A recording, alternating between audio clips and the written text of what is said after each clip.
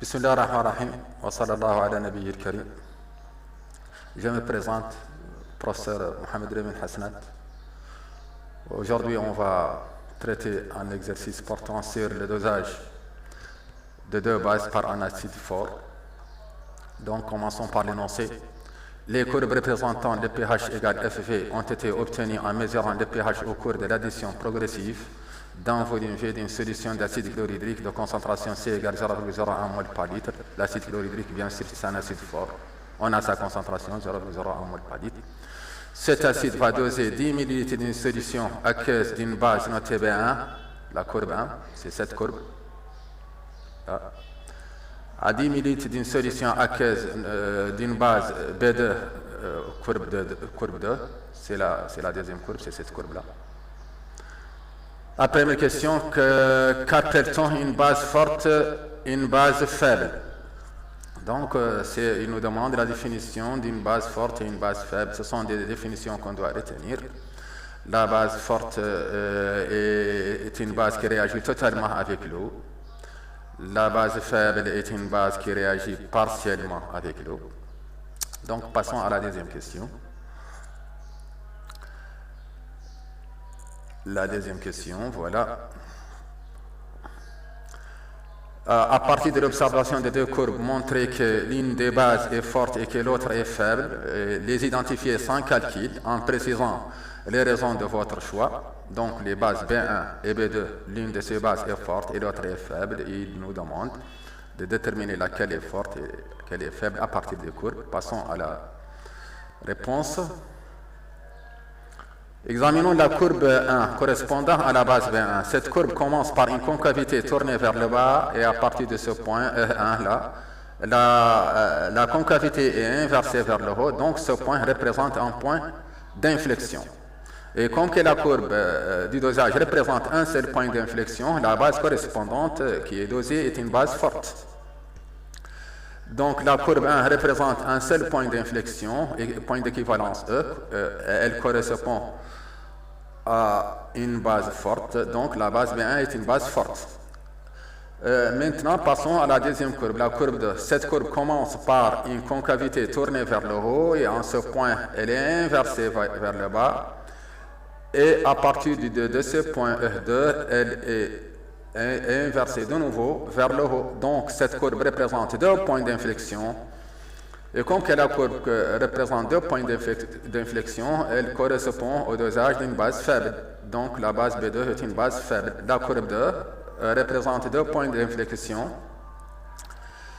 Le point d'équivalence E et le point de demi-équivalence E est un demi. Elle correspond à une base faible B2.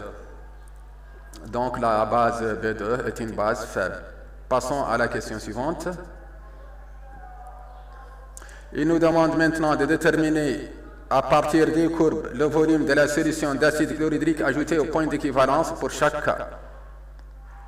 Réponse. Pour le volume de la solution versée à l'équivalence, on doit au début déterminer le point d'équivalence en utilisant la méthode des tangentes parallèles.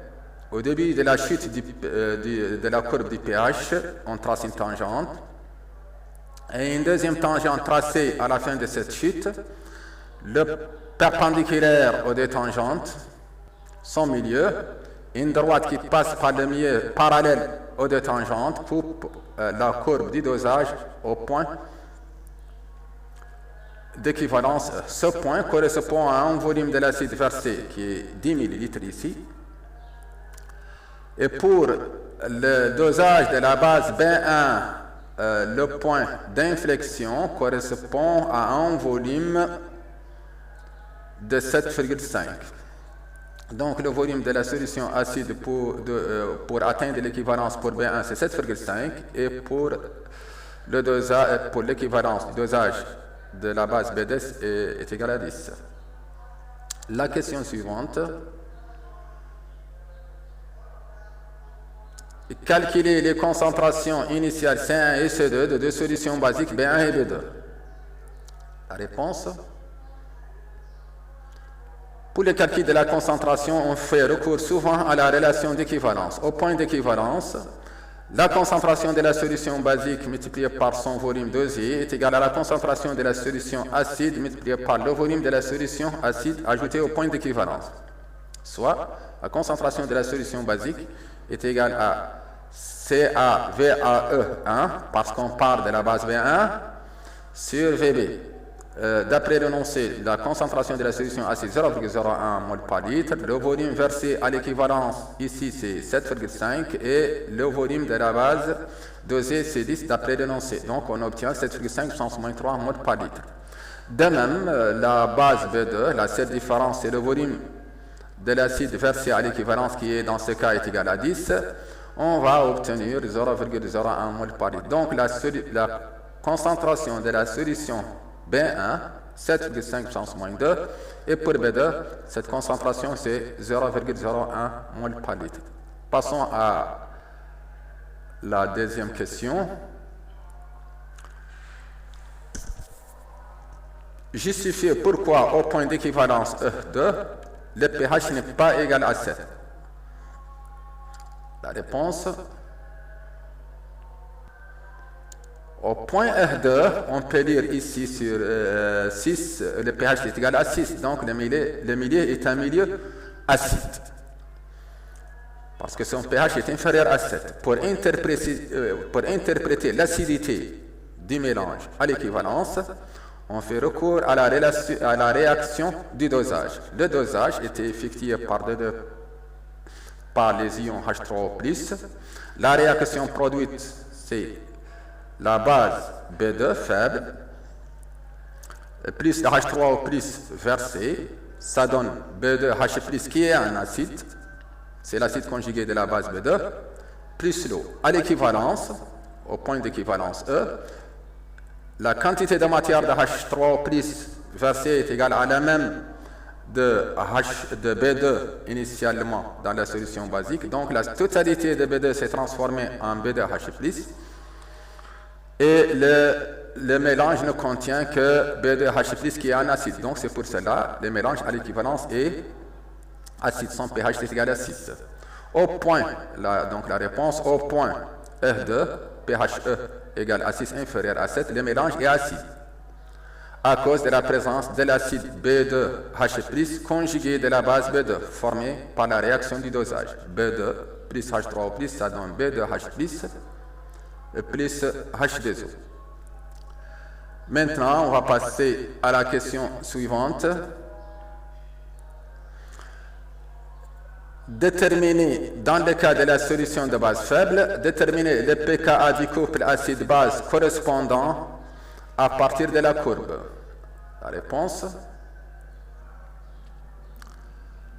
pour le pKa de l'acide de la base du couple de la base faible, ce pKa se détermine facilement à partir de la courbe du dosage. Donc, comment ça? Donc, on a le point d'équivalence, le volume est égal à 10, versé de la solution basique. On le divise sur 2, on obtient 5. Le point correspondant, c'est le point de demi-équivalence, le deuxième point d'inflexion. Le pH correspondant à ce point, c'est 9,7 bientôt. Donc, le pH correspondant au demi-équivalence représente le pKa du couple base B2. Donc, au demi-équivalence, le mélange, le pKa du couple acide-base faible B2H plus B2, pKa égale pH au demi-équivalence, graphiquement, c'est 9,7. Donc, pour obtenir le pKa, on peut le déterminer aisément à partir de la courbe. Le point d'équivalence, le volume correspondant, on le divise sur 2. Le point correspondant, c'est le point de demi-équivalence et le pH qui correspond à ce point représente le pKa du couple dosé. Donc, la question suivante. Quelle propriété particulière possède le mélange à la demi-équivalence? La réponse. Au demi-équivalence, le mélange est tampon parce qu'on vient de dire que son pH est égal au pKa du couple Et la concentration de l'espèce basique est égale à la concentration de l'espèce acide. Pour la solution tampon, le pH de cette solution évolue peu par l'addition en quantité modérée d'acide, en quantité modérée de base ou par une dilution limitée. À bientôt.